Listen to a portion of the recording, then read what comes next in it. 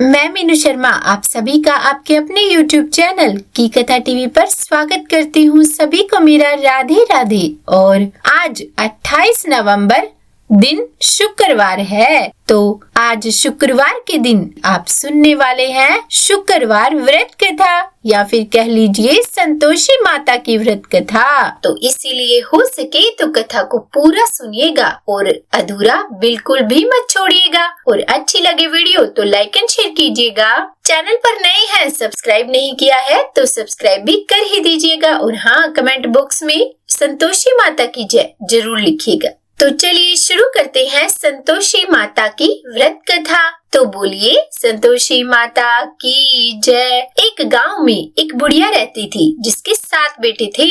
6 कमाने वाले थे और एक निकम्मा था। बुढ़िया माँ 6 बेटों की रसोई बनाती, भोजन कराती और जो कुछ जूठन बचती वह 7वें को दे देती थी। परंतु वह बड़ा भोला भाला था, मन में कुछ विचार नहीं करता था। एक दिन वह अपनी बहू से बोला कि देखो मेरी माँ मुझ पर कितना प्रेम करती है। वह बोली क्यों नहीं, सबका जूठा बचा हुआ जो तुमको खिलाती है। तब वह बोला ऐसा नहीं हो सकता है, मैं जब तक आंखों से न देख लूं मान नहीं सकता। बहू ने हंसकर कहा देख लोगे तब तो मानोगे। कुछ दिन बाद त्योहार आया। घर में 7 प्रकार के भोजन और चूरमे के लड्डू बने। तब वह जांचने को सिर दर्द का बहाना करके पतला वस्त्र सिर पर ओढ़े रसोई घर में सो गया। वह कपड़े में से सब देखता रहा। 6 भाई भोजन करने आए। उसने देखा माँ ने उनके लिए सुंदर आसन बिछा, नाना प्रकार की रसोई परोसी और आग्रह करके उन्हें जिमाया। वह देखता रहा। 6 भोजन करके चले गए। तब माँ ने उनके जूठी थालियों में से लड्डुओं के टुकड़े उठाकर एक लड्डू बनाया। जूठन साफ करके बुढ़िया माई ने उसे पुकारा कि बेटा 6 भाई भोजन करके गए, अब तू ही बाकी है, उठ, तू कब खाएगा। तब वह कहने लगा कि माँ मुझे भोजन नहीं करना, मैं अब परदेश जा रहा हूँ। तब माँ ने कहा कि कल जाता है तो आज चला जा। वह बोला हाँ आज ही जा रहा हूँ। और यह कहकर वह घर से निकल गया। चलते समय उसे अपनी स्त्री की याद आ गई। वह गौशाला में कंडे थाप रही थी। तब वह जाकर अपनी पत्नी से बोला कि हम जावे परदेश, आवेंगे कुछ काल, तुम रहियो संतोष से धर्म आपनो पाल। तब वह बोली कि जाओ पिया आनंद से, हमारो सोच हटाए, राम भरोसे हम रहे, ईश्वर तुम्हें सहाय। 2 निशानी आपनी देख धरू मैं धीर, सुधीमती हमारी बिसरियो, रखियो मन गंभीर। तब वह बोला कि मेरे पास तो कुछ भी नहीं है, यह अंगूठी है सो ले ले और अपनी कुछ निशानी मुझे दे दे। तब वह बोली कि मेरे पास क्या है, यह गोबर भरा हाथ है।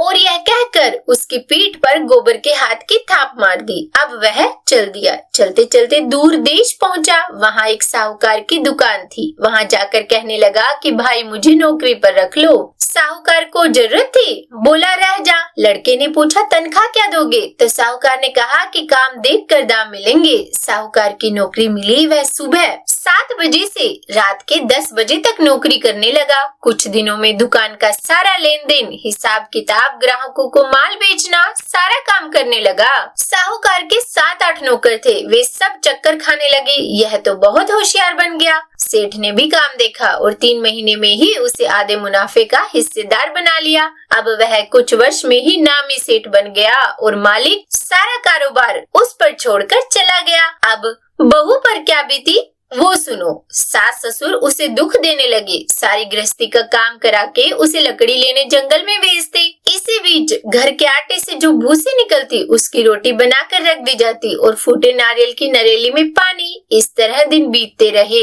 एक दिन वह लकड़ी लेने जा रही थी तो रास्ते में बहुत सी स्त्रियां संतोषी माता का व्रत करती दिखाई दी। वह वहाँ खड़ी होकर कथा सुनने लगी और पूछा बहनों तुम किस देवता का व्रत करती हो और उसके करने से क्या फल मिलता है, इस व्रत को करने की विधि क्या है। यदि तुम अपने इस व्रत का विधान मुझे समझा कर कहोगी तो मैं तुम्हारा बड़ा एहसान मानूंगी। तब उनमें से एक स्त्री बोली कि सुनो, यह संतोषी माता का व्रत है। इसके करने से निर्धनता दरिद्रता का नाश होता है, लक्ष्मी आती है, मन की चिंताएं दूर होती है, घर में सुख होने से मन को प्रसन्नता और शांति मिलती है, निपुति को पुत्र मिलता है, प्रीतम बाहर गया हो तो शीघ्र घर आवे, कुंवारी कन्या को मन पसंद वर मिले, राजद्वार में बहुत दिनों से मुकदमा चल रहा हो तो खत्म हो जावे, कलह कलेश की निवृत्ति हो, सुख शांति हो, घर में धन जमा हो, पैसे जायदाद का लाभ हो, रोग दूर हो जावे और जो कुछ मन में कामना हो वह सब संतोषी माता की कृपा से पूरी हो जावे,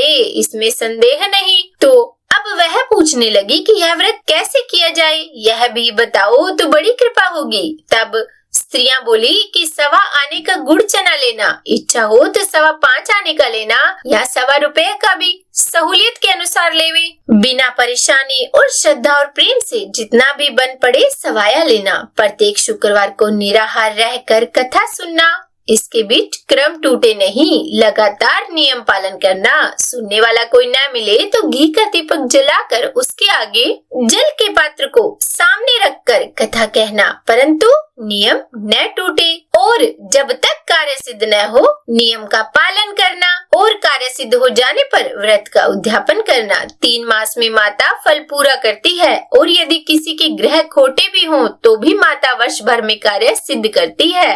फल सिद्ध होने पर ही उद्यापन करना चाहिए, बीच में नहीं। उद्यापन में 2.5 सेर आटे का खाजा तथा इसी परिमाण से खीर तथा चने का साग करना, 8 लड़कों को भोजन कराना, जहाँ तक मिले देवर जेठ भाई बंधु के हो, न मिले तो रिश्तेदारों और पड़ोसियों को बुलाना, उन्हें भोजन करा यथाशक्ति दक्षिणा दे, माता का नियम पूरा करना और हाँ, उस दिन घर में कोई खटाई न खाए। यह सुन बुढ़िया के लड़के की बहू चल दी, रास्ते में लकड़ी के बोझ को बेच दिया और उन पैसों से गुड़ चना ले माता के व्रत की तैयारी कर आगे चली और सामने मंदिर देखकर पूछने लगी कि यह मंदिर किसका है। सब कहने लगे संतोषी माता का मंदिर है। यह सुनकर वह माता के मंदिर में जाकर चरणों में लौटने लगी, दीन हो विनती करने लगी कि माँ, मैं निपट अज्ञानी हूँ, व्रत के कुछ भी नियम नहीं जानती, मैं दुखी हूँ, हे माता, हे जगत जननी, मेरा दुख दूर कर, मैं तेरी शरण में हूँ। माता को दया आई। एक शुक्रवार बीता कि दूसरे को उसके पति का पत्र आया और तीसरे शुक्रवार को उसका भेजा हुआ पैसा भी आ पहुँचा। यह देख जेठ जेठानी मुंह सिकोड़ने लगे, इतने दिनों में इतना पैसा आया, इसमें क्या बड़ाई। लड़के ताना देने लगे कि काकी के पास अब पत्र आने लगे, रुपया आने लगा, अब तो काकी की खातिर बढ़ेगी, अब तो काकी बोलने से भी नहीं बोलेगी। तब बेचारी सरलता से कहती कि भैया कागज आवे रुपया आवे तो हम सब के लिए ही अच्छा है, और ऐसा कहकर आंखों में आंसू भरकर संतोषी माता के मंदिर में आ मातेश्वरी के चरणों में गिरकर रोने लगी और कहने लगी कि माँ, मैंने तुमसे पैसा कब मांगा है, मुझे पैसे से क्या काम है, मुझे तो अपने सुहाग से काम है, मैं तो अपने स्वामी के दर्शन मांगती हूँ। तब माता ने प्रसन्न होकर कहा कि जा बेटी, तेरा स्वामी भी आएगा। यह सुनकर खुशी से बावली होकर घर में जाकर काम करने लगी। अब संतोषी माँ विचार करने लगी कि इस भोली पुत्री को मैंने कह तो दिया कि तेरा पति आवेगा, पर कैसे, वह तो इसे स्वप्न में भी याद नहीं करता, उसे याद दिलाने के लिए मुझे ही जाना पड़ेगा। और इस तरह संतोषी माता उस बुढ़िया के बेटे के पास जा स्वप्न में प्रकट होकर कहने लगी कि साहूकार के बेटे सो रहा है या जागता है। तब वह बोला कि माँ, सोता भी नहीं और जागता भी नहीं हूँ, कहो क्या आ गया है। तब माँ ने कहा कि तेरे घर बार कुछ है कि नहीं। वह बोला, मेरे पास तो सब कुछ है, माँ बाप बहू है, क्या कमी है। तब माँ बोली कि भोले पुत्र, तेरी बहू घोर कष्ट उठा रही है, तेरे माँ बाप उसे त्रास दे रही है, वह तेरे लिए तरस रही है, तू उसकी सुध ले। वह बोला, हाँ माता जी, यह तो मालूम है, परंतु जाऊँ तो कैसे, परदेश की बात है, लेन देन का कोई हिसाब नहीं, कोई जाने का रास्ता नजर ही नहीं आता, कैसे चला जाऊँ। तब माँ कहने लगी कि मेरी बात मान, सवेरे नहा धोकर संतोषी माता का नाम ले, घी का दीपक जला, दंडवत कर, दुकान पर जाकर बैठ, देखते देखते सारा लेन देन चूक जाएगा, जमा माल बिक जाएगा, सांझ होते होते धन का भारी ढेर लग जाएगा। अब सवेरे जल्दी उठ, भाई बंधुओं से सपने की सारी बात कही। वे सब उसकी अनसुनी करके दिल लगी उड़ाने लगे। कभी सपने भी सच होते हैं। तब एक बूढ़ा बोला कि देख भाई, मेरी बात मान, इस प्रकार झूठ सांझ करने के बदले देवता ने जैसा कहा है वैसा ही करने में तेरा क्या जाता है। अब बूढ़े की बात मानकर वह नहा धोकर संतोषी माता को दंडवत कर घी का दीपक जला दुकान पर जा बैठा। थोड़ी देर में क्या देखता है कि देने वाले रुपया लाने लगे और लेने वाले हिसाब लेने लगे। कोठे में भरे सामान के खरीदार नगद दाम दे सौदा करने लगे। शाम तक धन का भारी ढेर लग गया। मन में माता का नाम ले चमत्कार देख प्रसन्न हो घर ले जाने के वास्ते गहना कपड़ा सामान खरीदने लगा और यहाँ के काम से निपट तुरंत घर को रवाना हुआ।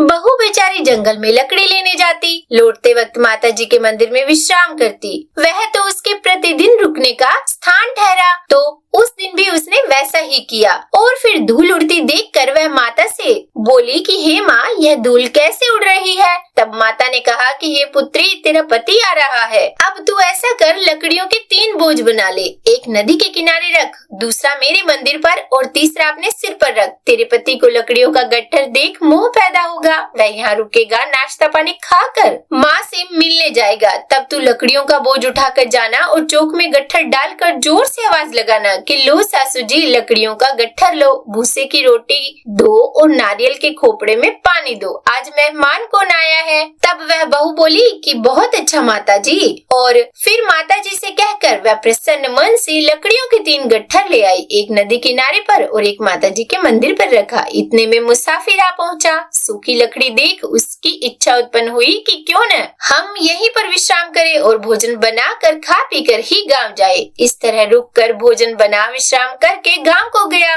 सबसे प्रेम से मिला। उसी समय सिर पर लकड़ी का गट्ठर लिए वह उतावली सी आई और लकड़ियों का भारी बोझ आंगन में डालकर जोर से 3 आवाज दी कि लो सासू जी, लकड़ियों का गट्ठर लो, भूसे की रोटी दो, आज मेहमान कौन आया है? यह सुनकर उसकी सास बाहर आकर अपने दिए हुए कष्टों को भुलाने हेतु बोली कि बहू, ऐसा क्यों कहती है? तेरा मालिक ही तो आया है, आ बैठ, मीठा भात खा, भोजन कर, कपड़े गहने पहन। उसकी आवाज सुन उसका पति बाहर आया, अंगूठी देखकर व्याकुल हो गया और माँ से पूछा कि माँ, यह कौन है? माँ बोली कि बेटा, यह तेरी बहू है। आज 12 वर्ष हो गए जब से तू गया है, तब से सारे गांव में जानवर की तरह भटकती फिरती है, घर का काम काज कुछ करती नहीं, 4 पहर आकर खा जाती है। अब तुझे देख, भूसे की रोटी और नारियल के खोपड़े में पानी मांगती है। तब वह लज्जित होकर बोला कि ठीक है माँ, मैंने इसे भी देखा है और तुम्हें भी देखा है, अब दूसरे घर की ताली दो, उसमें रहूंगा।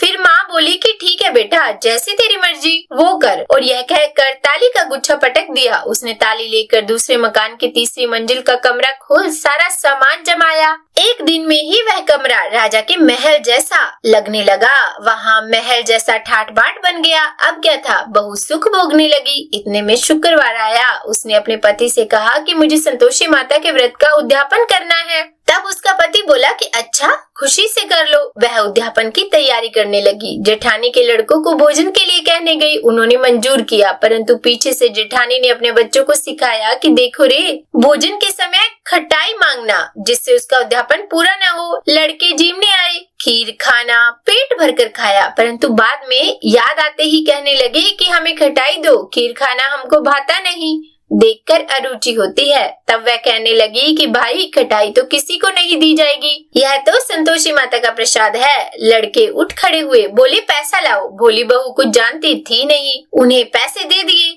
लड़के उसी समय हट करके इमली की खटाई लाकर खाने लगे। यह देखकर बहू पर माताजी ने कोप किया। राजा के दूत उसके पति को पकड़ कर ले गए। जेठ जेठानी मनमाने वचन कहने लगे कि लूट लूट कर धन इकट्ठा कर लाया है, अब सब मालूम पड़ जाएगा जब जेल की हवा खाएगा। बहू से यह वचन सहन नहीं हुए। रोती हुई माताजी के मंदिर गई और कहने लगी कि हे माँ, तुमने क्या किया? हंसाकर अब भक्तों को रुलाने लगी। तब माता बोली, बेटी, तूने उद्यापन करके मेरा व्रत भंग किया है, इतनी जल्दी सब बातें भुला दी। वह कहने लगी, माता, भूलती तो नहीं, न ही कुछ अपराध किया है, मैंने तो भूल से लड़कों को पैसे दे दिए थे, मुझे क्षमा करो, मैं फिर से तुम्हारा उद्यापन करूंगी। माँ बोली, अब भूल मत करना। तब वह बोली कि अब भूल नहीं होगी माँ, अब बताओ वे कैसे आएंगे? माँ बोली, जा पुत्री, तेरा पति तुझे रास्ते में आता मिलेगा। वह निकली तो राह में पति आता मिला। तब उसने अपने पति से पूछा कि कहाँ गए थे? तब वह कहने लगा कि इतना धन जो कमाया है उसका टैक्स राजा ने मांगा था, वह भरने गया था।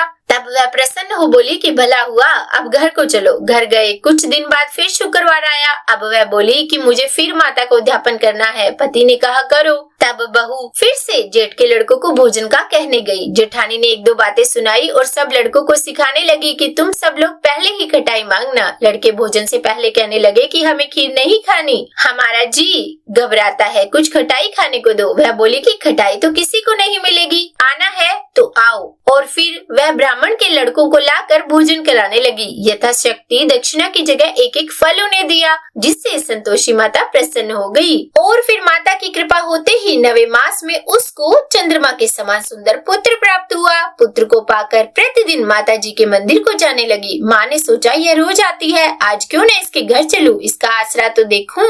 और यह विचार कर माता ने भयानक रूप बनाया। गुड़ चने से सना मुख, ऊपर सूंड के समान होठ, उस पर मक्खियां भिनभिना रही थी। दहली पर पैर रखते ही उसकी सास चिल्लाई, देखो रे कोई चुड़ैल डाकिनी चली आ रही है, अरे लड़कों इसे भगाओ नहीं तो किसी को खा जाएगी। लड़के भगाने लगे, चिल्लाकर खिड़की बंद करने लगे। बहू रोशनदान में से सब देख रही थी। प्रसन्नता से पगली बन चिल्लाने लगी कि आज मेरी माँ मेरे घर आई है और उसने बच्चे को दूध पीने से हटा दिया। तो इतने में सास का क्रोध फूट पड़ा। वह बोली, देखो रे क्या उतावली हुई जाती है, बच्चे को ही पटक दिया। और इतने में माँ के प्रताप से उसे हर जगह लड़के ही लड़के नजर आने लगे। तब वह बोली, माँ मैं जिसका व्रत करती हूँ यह संतोषी माता वही है। और इतना कहकर झट से सारे किवाड़ खोल दिए। सबने माता जी के चरण पकड़ लिए और विनती कर कहने लगे कि हे माता, हम मूर्ख हैं, अज्ञानी हैं, आपके व्रत की विधि हम नहीं जानते, व्रत भंग कर हमने बड़ा अपराध किया है। हे जगत माता, आप हमारा अपराध क्षमा करो।